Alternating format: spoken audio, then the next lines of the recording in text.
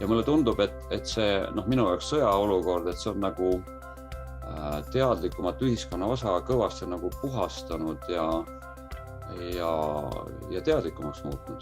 Et kui tõesti see kriitiline periood nüüd lõppeb ja kõik hakkab nagu maha rahunema, et siis on justkui olemas mingid eeldused või alused mingi järgmise arenguastme ühiskonna kujundama hakkamiseks. Siis kõigis valdkondades, nii poliitika, majandus, haridus, meditsiin, ökoloogia ja nii edasi.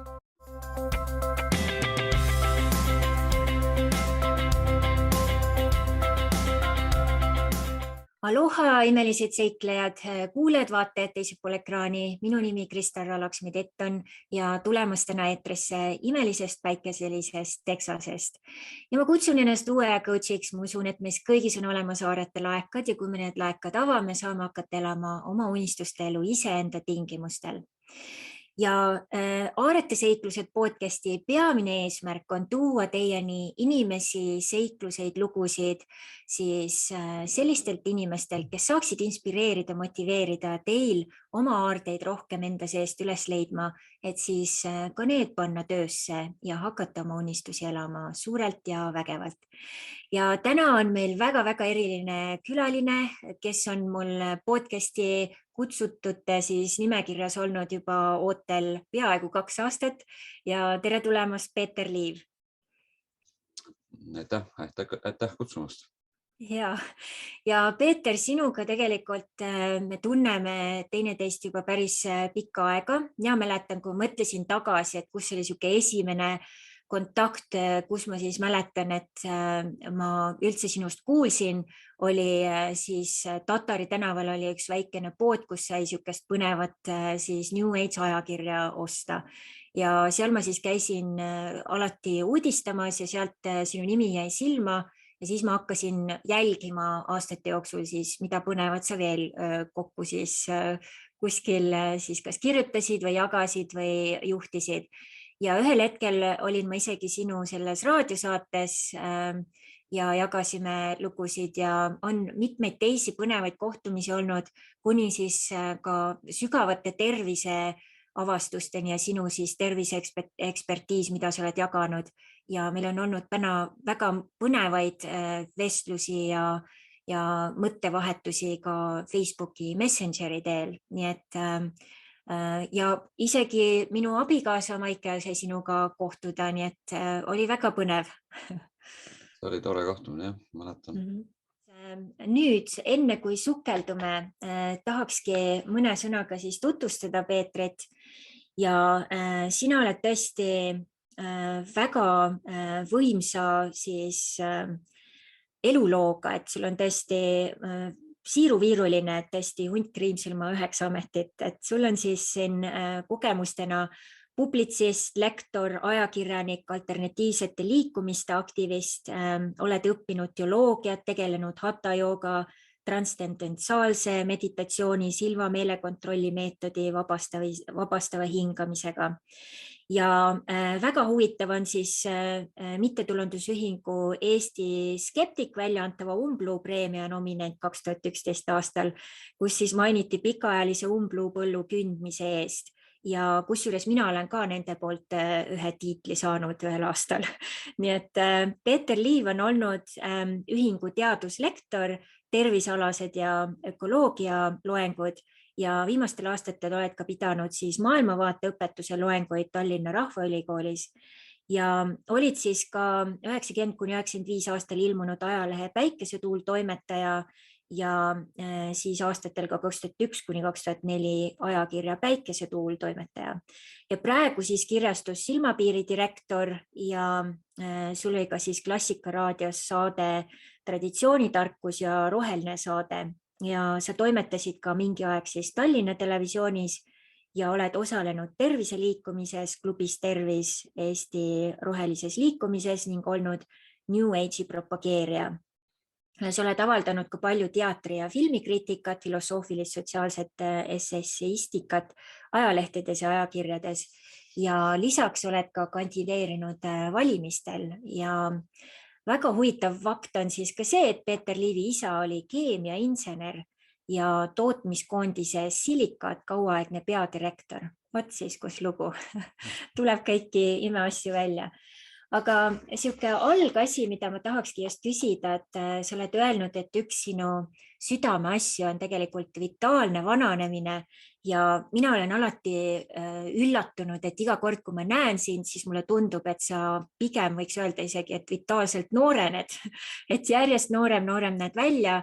Ja just ühes sinu YouTube'i videos sa ütlesid, et viimased väga mitmed aastad sa pole üldse haige olnud ja võib-olla kas sa võiksid jagada, mis sa arvad, on siis need esmased 3-4 sammu, mida siis inimesed võiksid kõrva taha panna või teha iseenda siis noorena hoidmisel või vitaalse vananemise siis teekonnal astuda?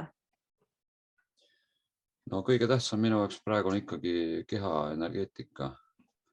Isegi tähtsam kui võib-olla siin liikumine, toitumine, karastamine ja muud sellised füüsilised tervisliku eluviisi valdkonnad. Ja mina ise sattusin kunagi Mantak Chia raamatute peale, kes on siis taoistlik meister, kes siis on heldelt jaganud, nii rikkalikult siis läänega jaganud taoistlikke saladusi ja need mulle nagu hästi sobisid. Ma mäletan kuskil 2008 vist toimus mingi selline üleminek siis nii-öelda uuele energeetikale. Et ma ei pingutanud ka üle, kuigi ma raamatu järgi tegin neid asju. Ja sealt peale kuidagi tekkis mingi selline uus kehaline heaolu, mida siis ma hiljem veel võimendasin oma väe ja mõnu võimlusega.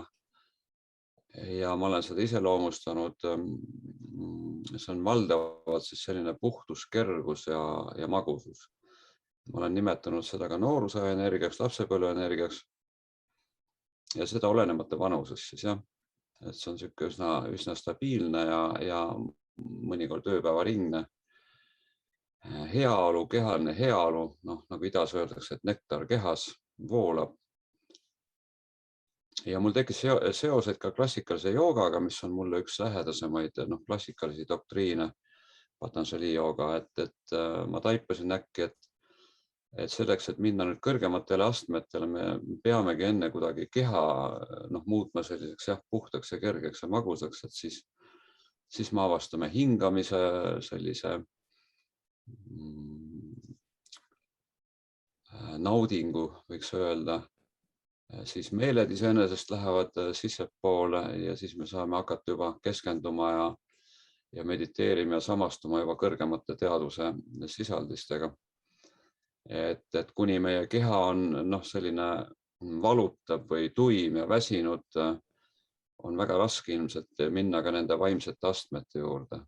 Patanjali 8-astmelises joogas näiteks. Et see tuli sealt ja hiljem see võimlus seda.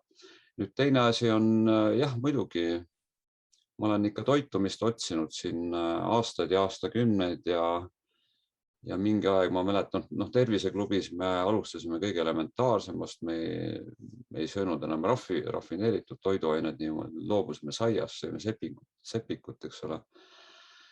Aga nüüd hiljem muidugi see informatsioon on tohutult rikkalikum ja üks vahe ma oma tütre innustusel kuidagi sattusin paleodieedi peale, siis ma sattusin veregrupi dieetide peale. Ma proovisin neid kõiki ja siis kujunes välja mingi selline enam-vähem optimaalne, siis toitumine on küllalt individuaalne. Ma mäletan juba minu täditütrest toitumisterapeut seda väga on rõhutanud. Ja kui Olga Butakova siin uuris 200, mis maailmas on umbes 200 erinevat dieeti ja püüdis luua mingit universaalset dieeti, siis see tal kuidagi ei õnnestunud, sest see on ikkagi niivõrd individuaalne. Nii et ma olen olnud väga liikuv, nüüd kui ma maal elan, siin on palju sellist toredat füüsilist tööd, võib-olla nüüd ma olen hakanud uuesti hommikuti siin ka võimlema, aga ma ka hommikuti ka tegin oma seda võimlust. ja ma armastan natukene karastada. Ma joon üsna korralikku vett siin iga päev ja püüan sellist unerežiimi ja päikese võtmist ja seda kõike kuidagi teha niimoodi optimaalseks enda jaoks. Nii et sealt see on tulnud, kuigi klassikaline vitaalse vananemise akadeemiline koolkond, ütleme, seal rõhutabki eeskätt siis liikumist ja toitumist, eks ole. Aga ma arvan, et see energeetiline tasand, mille kaudu keegi siis selle parajasti nagu avastab enda jaoks, kas siis kundaliini jooga näiteks või kas või seesama hatha jooga, mis võib anda väga võimsaid lõõgastumise ja samastumise kogemusi, eriti Soome praktikate näitel, kus mul oli võimalus 2 aastat käia koos Eesti esimese põlvkonna joogatreeneritega omal ajal 90ndate alguses. Nii et need on võib-olla need väiksed. Ja muidugi see loovus. Et kui me oskame natukene juba ringi käia oma seksuaalenergiaga, mis oli mantaksia kogu selle energeetika alus, et siis me muutume vitaalsemaks paratamatult ja kui me oleme vitaalsemad, siis on rohkem ka loovust või taipamist või toimetulekut, eks ju. Nii et loovus on väga kõrge. Ma võin öelda, et selles mõttes on elu väga huvitav, et peaaegu iga päev tuleb mingi uus idee, mingi uus plaan, mingi uus katsetus ja niimoodi nagu on selline minek nagu tundmatusse, aga tundmatus on väga värske nähtus, et selline loov mõistus lähebki nagu eeskätt tundmatusse ja ammutab sealt kogu aeg enda jaoks siis uut ja sageli ka transformeerivat. Et see on olnud väga huvitav teekond. Ja väga-väga põnev. Nüüd üks asi, mis on tekitanud ka palju segadust siin just ka Eestis siukses, ütleme siis paljudes terviseringkondades ongi, millist vett siis juua, et kas võib-olla sa rääkisid, et sa jood ka head vett, et mis on hea vesi sinu jaoks ja mida inimesed saaks ise siis ära teha, et mis kogused, mida sinna panna, mida sina soovitad, et mis sinu võtmed on, mida sina kogenud oled ja sa oled nüüd nii palju uurinud siin Olga Butakova ja teisi siis materjale oma keha peal ise läbi kogenud, mis sinu soovitus selle veega seoses on? Ma ise olen vist palju aastaid joonud eeskätt korallivett, mis on siis Okinawa saartelt selline üks koralliliik, mis kuidagi oma mineraalselt koostiselt jube hästi nagu sobib inimesele. Ja selgub, et see vesi ka muudab kõiki vee omadusi meile nagu omasemaks, sest et organism peab selle tavalise vee nagu ära seedima ja selle peale kulub mõnikord väga palju energiat väidetamisi. Nii et ta siis leelistab vett parajalt seal, ma olen ise mõõtnud ka siin see norm, mis seal on nagu pakutud, see annab kuskilt pH 8,5. Meie kehavedelikud on 7,4 keskmiselt. Ja ta ka puhastab, korallipulber ka puhastab, et Jaapanis valmistatakse sellest ka veefiltreid. Nii et on väga võimas sorbent, on mitu korda võimsam kui aktiivsüsi, mida me britakannudes kasutame. Siis ta struktureerib vett, sest 95% meie organismi veest on struktureeritud, muidu ei saa seda kasutada. Siis ta alandab pintpinevust, meie kraani ja pudelivesi on liiga pintpinev, põrkub nii-öelda rakumembraanid tagasi. Ma mainisin, et ta loob sellist füüsikalis-keemilist puhtust ja siis ta suurendab laengut, redokspotentsiaali, mida me mõõdame siis millivoltides. See oleneb nüüd Jaapanis, need leiukohad pidevalt vahetuvad ja need partiid nii-öelda natukene muutuvad. Et kui meil tavalise vee laeng on võib-olla seal +100 kuni +300, siis kui me lisame korallivett, oleneb millisele osale, siis kui palju, eks ole, siis ta viib seda laengut nagu ülespoole. Kas ta nüüd alati miinusesse läheb? Kui me klaasi peale paneme, siis on see väga tõenäoline, et ta läheb juba oksüdantseks nii-öelda. antioksidantsiks tähendab, et seal on juba laeng. Meie kehalaeng, ütleme kehavedelike laeng ja rakulaeng on kuskil täiskasvanud tervel inimesel on -70 millivolti näiteks. Nii et teine veevõimalus on muidugi vesinikuvesi, mis on nüüd viimastel aastatel väga populaarne olnud. Ma isegi ostsin siin ühe Hiinast, tellisime ühe vesinikuvee aparaadi ja seda, kui mitu korda lasta, ta annab isegi -300 millivolti. Ütleme, selline maheporgandi toormahl äsja pressituna võib-olla annab ka sellise laengu, kui see kohe raju, eks ju, sest ta ei säili, ta oksüdeerub ruttu.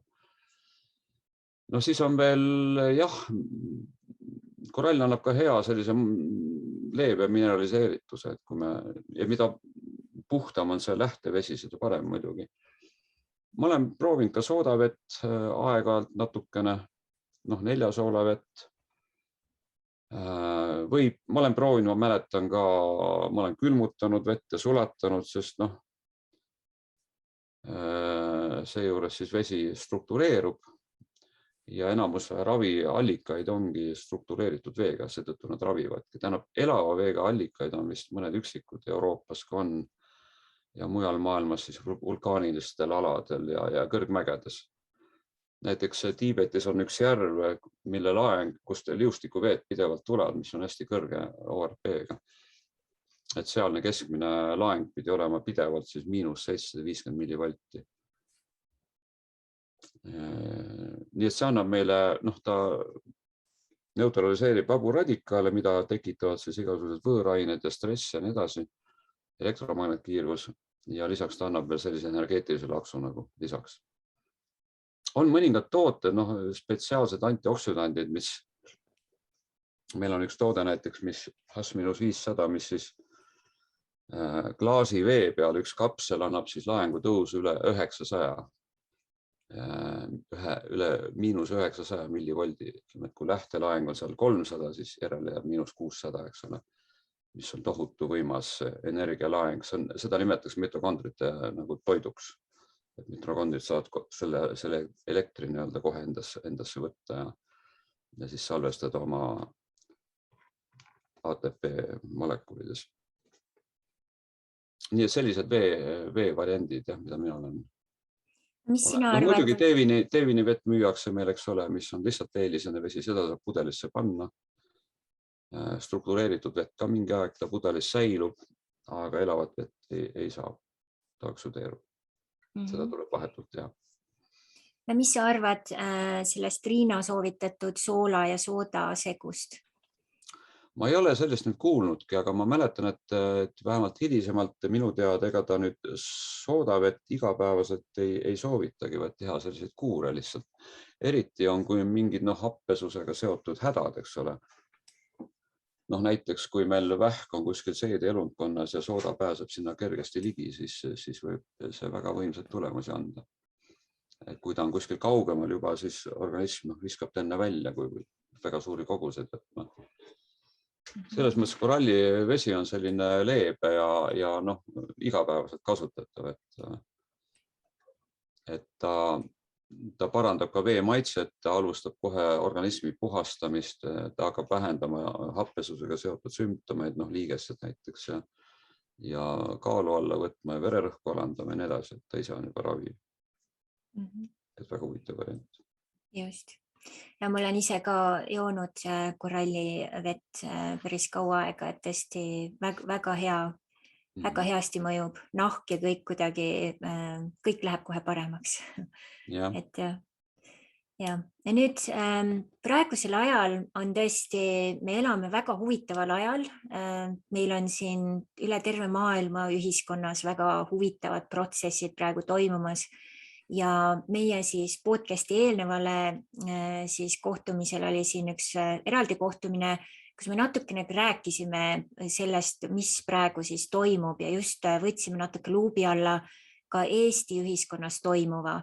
Ja sa läksid sellega hästi sügavale ja see tekitas tõesti väga sihukest põnevat mõttekohta nii mulle, kui ma usun ka kõigile teistele, kui sa saaksid täna natukene seda jagada.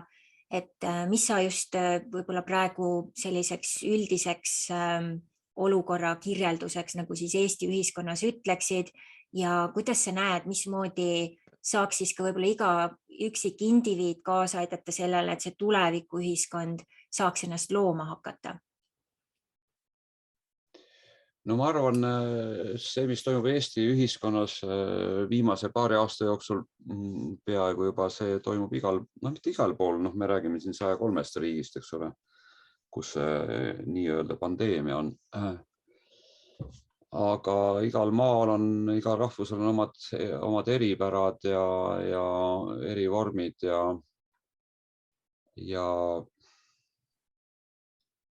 ja muidugi see väga tugev surve, mis on tulnud massmeediast, mis on väga paljud inimesed lihtsalt ära hirmutanud ja nad on kaotanud nagu tugipunkti juba ja võimaluse ratsionaalsemalt mõtestada ka selle informatsiooni põhjal, mida on nüüd juba väga palju. Ja mulle tundub, et nüüd, kui vaadata nüüd viimaseid lugusid ka meie peavoolumeedias, rääkimata siin alternatiivmeediast, et see asi hakkab või mingi faas hakkab sellest nagu läbi saama. Et teadlased on, sõltumatud teadlased on ja arstid on väga head tööd teinud ja seda pidevalt avaldanud, nii et praegu on selline tasakaalupunkt, et võimalik tõesti, et jaanuari lõpuks juba Eestis näiteks need piirangud lihtsalt kaotatakse, nagu siin mitmes teises riigis on see käsil. Ja see viimane artikkel, et Aafrikas ei ole seda haigust üldse enam, kuigi seal on 6% vaktsineeritud. Ilmselt Aafrika riigid ei kuulu nende 103 riigi hulka, kes siis oma rahvuse nii-öelda päästmiseks olid sunnitud tegema siis lepinguid, et saada seda vaktsiini nii-öelda eelisjärjekorras. Ja selles olukorras individuaalselt vaadates, me näeme siin terve rida inimesi, kelle loovus on lahvatunud, kelle missioon on lahvatunud, kes on loonud terveid liikumisi, suuri liikumisi, Eesti Kogukondade Liit näiteks. Ja mulle tundub, et see minu jaoks sõjaolukord, et see on nagu teadlikumat ühiskonna osa kõvasti nagu puhastanud ja teadlikumaks muutnud. Et kui tõesti see kriitiline periood nüüd lõpeb ja kõik hakkab nagu maha rahunema, et siis on justkui olemas mingid eeldused või alused mingi järgmise arenguastme ühiskonna kujundama hakkamiseks. Siis kõigis valdkondades, nii poliitika, majandus, haridus, meditsiin, ökoloogia ja nii edasi. Et ma eile just kirjutasin sellise väikese essee, kus ma küsisin nagu endalt ja võib-olla ka lugejalt, et kas me oleme nagu valmis seda uut ühiskonda looma, kui nüüd sellised võimalused justkui nagu võib-olla avanevad. Ja see on minu jaoks arengupsühholoogiline küsimus. Me rääkisime sinuga selles eelmises kohtumises ka väga palju transpersonaalsest psühholoogiast.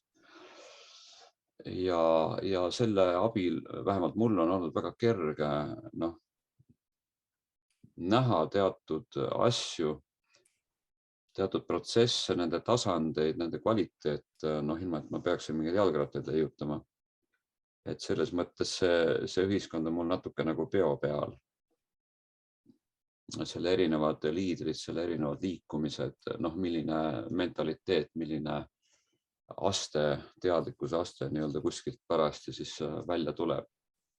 Et see on ka hästi huvitav.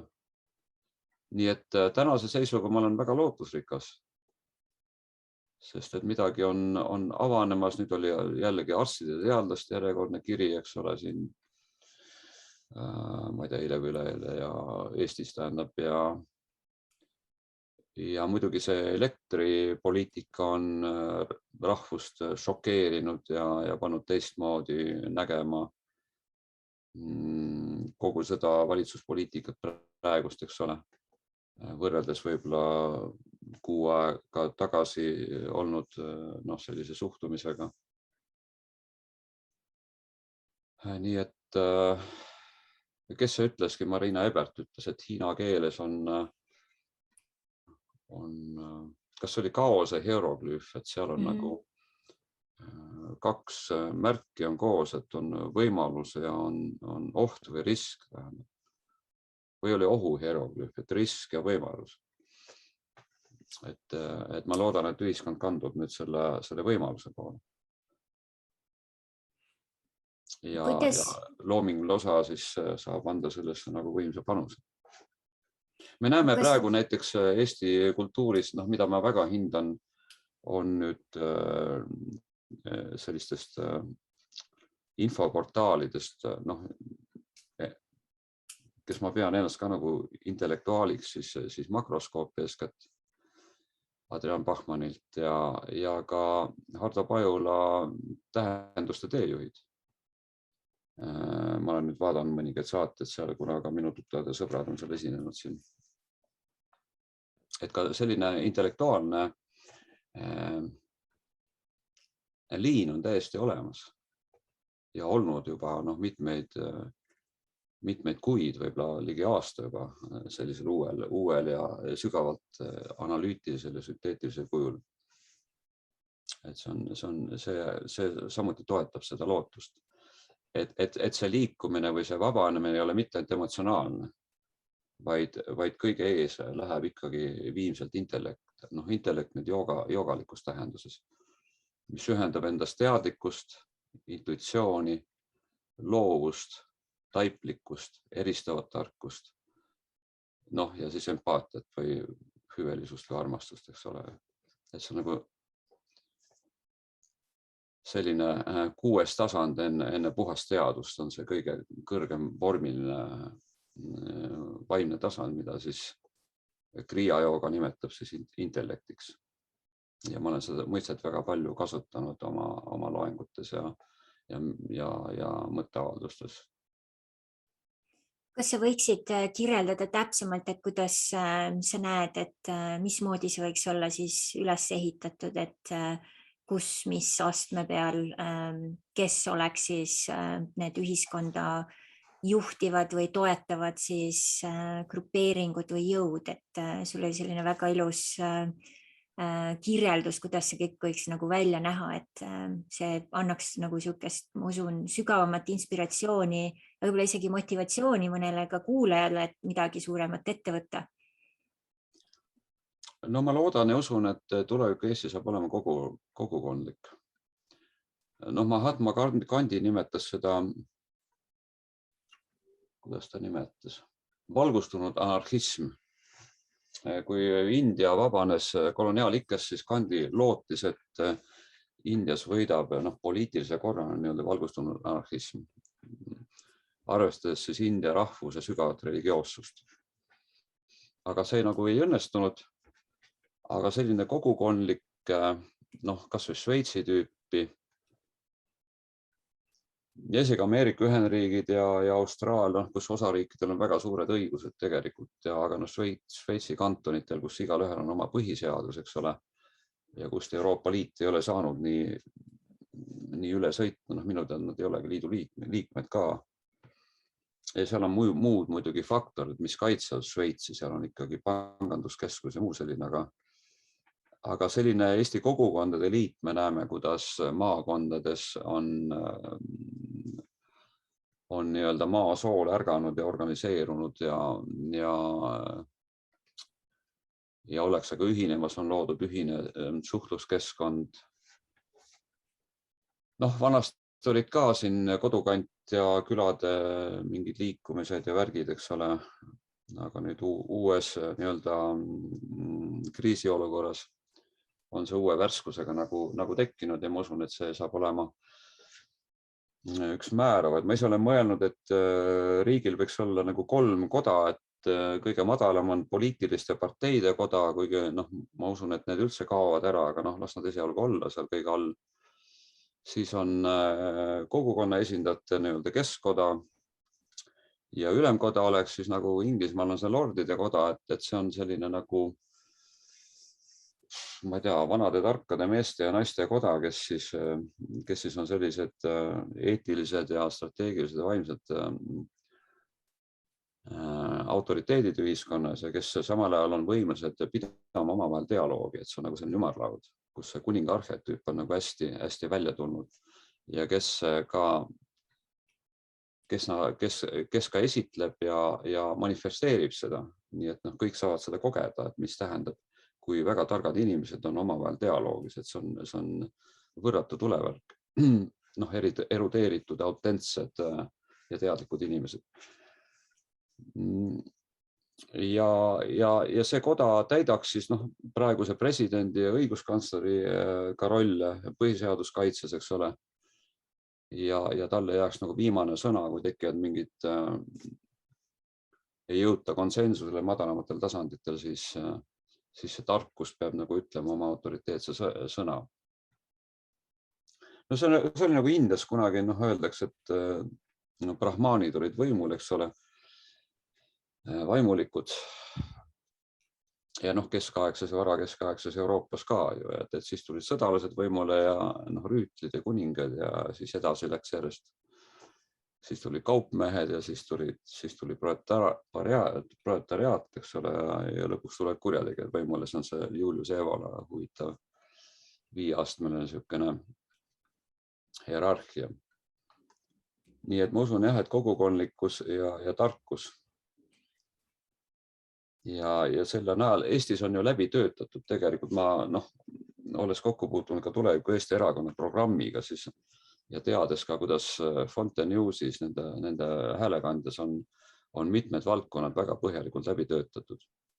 Või esitletud seda, mis niigi on siis aastakümneid juba nende valdkondade avangardides tehtud. Nii et teoreetiliselt on see ammu juba kõik valmis ja haridusvallas ka mitmete alternatiivsete kooliliikumistena juba tegutseb, aga see on mingi väike osa ainult haridusest. Nii et ma loodan siin väga suurt murrangut tegelikult. Tõesti täiesti järgmist ühiskonna arengutasandit kõigis arenguliinides. Mis sa arvad, mis selleks vaja on, et just see ülemkoda tekiks või julgeks siis hakata sõna võtma või vormuks kuidagi siis reaalselt, et sellest saaks midagi sellist, mis ei ole lihtsalt kuskil põranda all, vaid tõesti olekski selline ühiskondlik väga oluline element ja osa? No selleks võiks kujuneda näiteks selline filosoofilise ja maiguga klubi või lihtsalt ümarlaud. See võib olla näiteks kodanikuliikumiste liidrite ümarlaud või aktivistide ümarlaud, see võib olla filosoofide ümarlaud filosoofilisema suunaga, kus siis seda dialoogi nagu leitakse ja heaks näiteks on siin, ka minu enda saate mulle õudselt meeldis tegelikult traditsioonitarkus, kus meil oli ja ka tegelikult Tallinna Televisioonis Maatriksis, kui me tegime külalistega seal, siis need atmosfäärid olid kõik väga dialoogilised juba tol ajal. Ja praegu ma imetlen siin ka tähenduste teejuhtide mõningaid saate, mida ma olen vaadanud, kus on ka selline hästi mõnus ja sügav mõtete sünnitamine. Et inimesed on nagu täiesti unustavad ennast koos mõtlema, et see on niivõrd. Ja nüüd, kui ma lugesin siin ühte transpersonaalse psühholoogia uut koolkonda, eks ole, mis ja siin tsiteerib siin Martin Buberit, kes on selline dialoogifilosoof, ta ütleb, et kõrgem tõde ei ilmne mitte indiviidis seesmiselt, nagu me seni oleme arvanud, vaid kõrgem tõde ilmneb inimeste vahel dialoogilises suhtluses. See on kõige transformatiivsem, see on kõige muutvam, see on kõige sügavam. Võrreldes minu enda isikliku sügavusega. Ja kui ma võin ju olla isiklikult väga sügav, aga ma ei ole võimeline hindama teiste, vähemalt siis omasuguste sügavust ja kui ma ei vaja seda suhtlust, dialoogilist suhtlust nendega, siis on mul see aste justkui veel saavutamata. Et siis ma olengi selline nartsissist, eks ole, ma imetlen ennast, ma vaatan ülevalt alla, eks ole, ma õpetan ja siis mind kummardatakse, mind laigitakse, minult küsitakse. Marianne Williams ka väga huvitavalt ütles, et kaasaja guruism ei ole enam selline autoriteetne, et ta on selline dialoogiline. Et see õpetaja tegelikult, ta on nagu jungiaanlik terapeut, kes on võrdne selle patsiendi või kliendiga selles mõttes, et ta on dialoogilises suhtes temaga. Ja tegelikult töö toimub mõlemapoolselt, kuigi terapeut loomulikult seda oma professionaalsuses juhib. Nii et mulle väga meeldis see saade nüüd Kristjan Puusilla ja Ivar Tröneriga Hardo Pajula saates, kus siis pealkirjaga süvapsühholoogia vist oligi, kus siis jällegi rõhutati seda dialoogilist, mida uuemad psühhoteraapiad on endaga kaasa toonud. Nii et algul võiks tekkida selline mitteformaalne, kas või läbi nende saadete või mingil muul kujul. Mina olen pakkunud siin, et kord nädalas Zoomis vestleme, lihtsalt oleme dialoogis, loovad, erudeeritud, teadlikud inimesed, kes tunnevad selle keskkonna olevat nagu omasse siis, ja kes igaüks seda rikastavad siis. See võib olla tõeline tulevärk ja selle järelmid või järelkajad kestavad nädalaid ja kuid. Et ta väga sügavalt paneb kogu selle taipamise mehhanismi meil käima ja need transformatsioonid võivad olla väga kiired ja sügavad, üllatavad võrreldes sellise tavalise vaimse eluga nii-öelda. Ja selles mõttes ka poliitika kui rahva teenimise dialoogiline kunst, meeskonnatöö, eks ole, on minu jaoks kõige suurem, kõige sügavam, kõige nõudlikum vaimne praktika. Mitte see eraklikkus kuskil või mingis rühmas, väikerühmas seal omaette olek, vaid just nimelt. Ja mulle tohutult meeldis selles mõttes Netflixis, me vaatasime seda filmi. Ma ei mäleta nüüd pealkirja, teine sõna oli survival, ühesõnaga. Designated survival, kus siis valitakse, lihtsalt toimub katastroof ja kedagi pole enam valida, siis järgmine vend, kes nagu on olemas selles valitsuses või valitakse lihtsalt presidendiks. Ja siis selgub, et ta on väga selline dialoogiline, väga tugeva intuitsiooniga, algul jätab natuke sellise nohiku mulje, eks ole, ja kõik teda algul nagu põlgavad, et niisugune lihtsalt juhuslik pandi sinna. Ja kuidas ta siis taastab kogu selle poliitilise süsteemi, kuidas ta ühendab need erakonnad omavahel,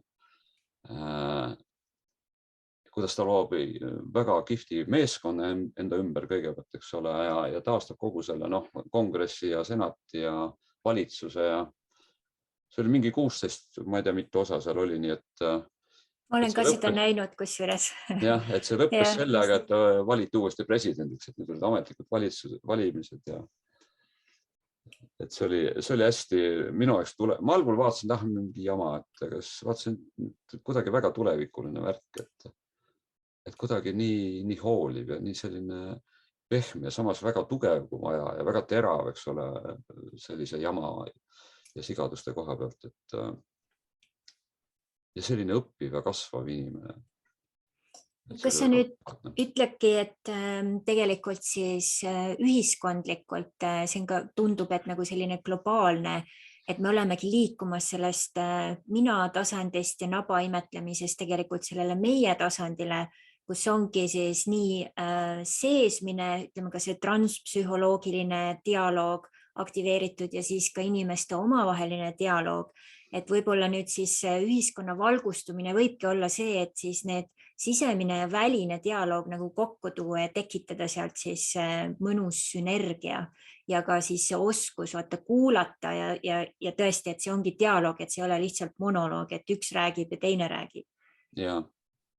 Ja mul tundub, et dialoog on siin see võti ja ühtpidi see tundub väga lihtne, tähendab, ta vajab võib-olla teatud reflektsiooni. Mina arvan, et siin miinimum peaks olema oma varju tunnistamine ja kogemine ja sellega kohanemine, integreerimine. Teiseks mingi keskendumisvõime, et me ei lähe liini pealt laiali igale poole, eks ole. Selleks tehaksegi mõnikord dialoog tehakse piiratud ajaga. näiteks igale ühele tehakse jutupulga ring, eks ole, igale ühele 3 minutit näiteks. Kunagi Aivar Haller tegi sellised liivakella seminari, seal 3-minutiline liivakell oli. Et siis ka need inimesed, kes on muidu väga jutukad, eks ole, kipud laiali valguma, nad nagu kontsentreerivad, õpivad keskenduma. Ja kolmandaks on väga oluline loovus muidugi. Selleks, et dialoogirühmas, aga dialoogirühm ise äratab loomulikult loovust. Ja mida ta veel äratab, see on ehedus, autentsus. Kui mitte kohe mõtete alal, siis tunnete sfääris. Et see on esimene minu jaoks väärtus, mis ühendab kõiki inimesi, ehedus. Ehedus kõigis psüühilises funktsioonides, aga eeskätt tunnetes ja mõtetes. Ehedus mõtetes tähendab loovat mõtlemist, eks ole. Ja teine kvaliteet on siis teadlikkus. Et eheduse võib saavutada kas või järgmisel hetkel, eks ole, kuskil mingis olukorras. Ja minu jaoks parimad allikad nüüd enese leidmiseks ongi eeskätt kõrgkunst, mis aitab ennast nagu vaadata sellisest puhtamast peeglist ja sügavast peeglist. Ja ka muidugi selline kõrgkirik minu jaoks heas mõttes, heast küljest, mis on filosoofiline, mis on sügavalt psühholoogiline, kus on võimas sümbolkeel, eks ole, võimas teoloogia taga, kus on pühakud, kus on mingid, eks ole, filosoofid. Et need on need kohad, kus me saame kiiremini nagu ja muidugi selline hea dialoogirühm samuti on väga hea arengukeskkond. Ja ma tean, et mitmed tegijad maailmas kasutavad seda, kusjuures väga suurtes mastaapides, seal on isegi mingi 1000 inimest korraga koos, ma mäletan ma ei mäleta, Slovakkias või kus keegi tegi kunagi, puutusin kokku, nii et see kogu tegelikult kuskil toimub juba mitmetes vormides. Aga ikkagi suht piiratud vorm. Aga see võiks olla selline, nagu Andres Luura, eks ole, Tallinna Ülikoolist on filosoofia doktor, et õpetab oma üliõpilisi, on õpetanud dialoogi pidama. Ütleb, et see võtab mõni nädal võtab aega, siis nad avastavad selle ja siis läheb käima. Mida saaks nüüd inimesed teha, et sa tõid nii ilusti välja selle eheduse teema, et kuidas ehedust kultiveerida? Jah. Eks siin on vaja väikest sellist mingit triggerit või eeskuju või teatud intensiivsust suhtluses, teatud vastastikust nõudlikkust heas mõttes. See on muidugi rütmiline, et see puhke lõdvestumise ja selle intensiivsuse faasid, nad nagu vahelduvad, eks ole. See on nagu Kristjan Puusid rääkis, et jungiaanlikus teraapias, et ega või võtame selle jällegi väga hea film, mis oli nüüd, ta on ERR-i Jupiteris, on selline sarjafilm nagu Trigger, ühest vene noorema põlve psühhoterapeudist, freudistlikust psühhoterapeudist, kes viib inimesed eheduseni ja sisuliselt oma lapsepõlve traumade lahendamiseni paari seansiga. Et teistel kulub see, ma ei tea, aastaid ja mis kõik veel, eks ole. Aga ta on selline vend, kes ta ütleb, et kui klient tuleb tema juurde või patsient, siis ta kohe alustab sellega. Ja mõni tunneb, et teda solvati või teda mõnitati või niimoodi ja et miks te mind solvate, ma tulin teie juurde, eks ole, seansile. Ta ütleb, et teraapia pole diplomaatia. Et ta kohe hakkab inimest välja tõstma tema mugavustsoonidest. Ja need nüüd, kes jäävad, sest ta on väga kuulus, ta on väga edukus, eks ole. Ta tõmbab ligi lihtsalt. Ja inimesed tajuvad ilmselt, et seal taga on midagi. Ja ta ei tee sellist tugitooliteraapiat. Ma soovitan vaadata ka seda filmi, õudselt kihvt film. Vaid ta viib inimese mingisse olukorda või interjööri kuskile, ma ei tea, kuskile kasiinosse või ööklubisse või majakatusele või ja vot selles situatsioonis seal äkki toimub see transformatsioon. Et on selles mõttes hästi nagu paindlik. Nii et piirolukorrad sageli viivad meid eheduseni. aga sellised parajad piirorukonnad, mis ära ei lõhu, eks ju, ja terapeudid oskavad neid esile kutsuda. Zen-meistrid ka tegid seda, et nad tajusid ära, millal nüüd see hetk, eks ole, siis tegid väikse seal kasvõi šokeeriva liigutuse sest et nad tunnetasid, et nüüd õpilane on väga lähedal ja siis see valgustumine toimus. Aga kui me siin ette ja taha kummardame üksteisele oma mugavustsoonides, sest ehedas seltskonnas, seal on väga loominguline õhkkond ja seal on väga palju väga huvitavaid väljakutseid, seal on palju naeru, kusjuures palju huumorit, mida mina olen kogenud. Ja seal inimesed väga kiiresti leiavad oma ehedaid külgi. Just. Ja suur aitäh sulle, armas Peeter, et võtsid nii palju imelist aega ja jagasid oma siiruviirulisi lugusid meiega ja inspireerisid ja loodetavasti trigerdasid nii mõndagi. Aitäh, ainult sinu abiga muidugi. Just. Et kõigile siis kuulajatele, vaatajatele suur aitäh, et olid olemas, vaatasid, kuulasid ja nagu ikka, pane meie siis podcastidele likeid, jaga, kommenteeri ja kui see sulle eriti meeldis, siis kindlasti jaga kohe ohtralt nii paljudega, kui saad, sest head asja oleks patt ainult endale hoida. Nii et kõike paremat, aloha, kuni järgmise korrani. Kõike head.